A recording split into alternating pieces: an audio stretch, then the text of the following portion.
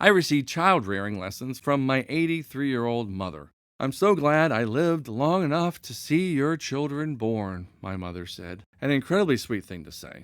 But at the same time, there was an underlying message. What she was really telling me was, you'll never live long enough to be a grandparent like me. The other day, I attended Grandparents' Day at my son's daycare.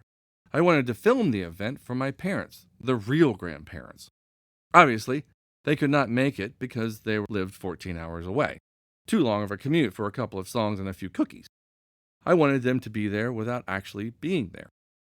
I walked in with my mother-in-law and instantly realized that half of the attendees were my age. I felt like an intruder or something.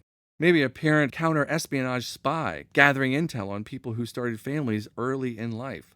They looked like grand Martians from the planet Grandlian. I listened to them while I filmed from a corner. Hiding behind my camera lens, I tried to look as old as possible.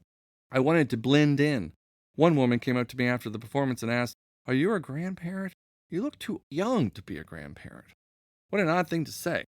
I was somewhat prepared for such questions, but hers mortified me.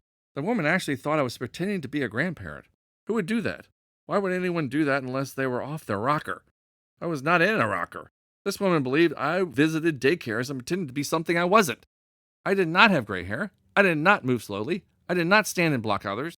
I moved aside so others could get by. I did not wear bifocals. I did not have a handicap license plate, although I wanted one. Most of all, I did not look at others to determine who was real and who was fake. "Thank you," I said. "I appreciate the compliment." I was sure the woman had no idea what I meant by that. I could have said, "My fifth wife's parents are over there," or maybe, should I say, "I'm a sperm donor for a child at this daycare," or I should have replied with, "Which one is your great-great-grandchild?"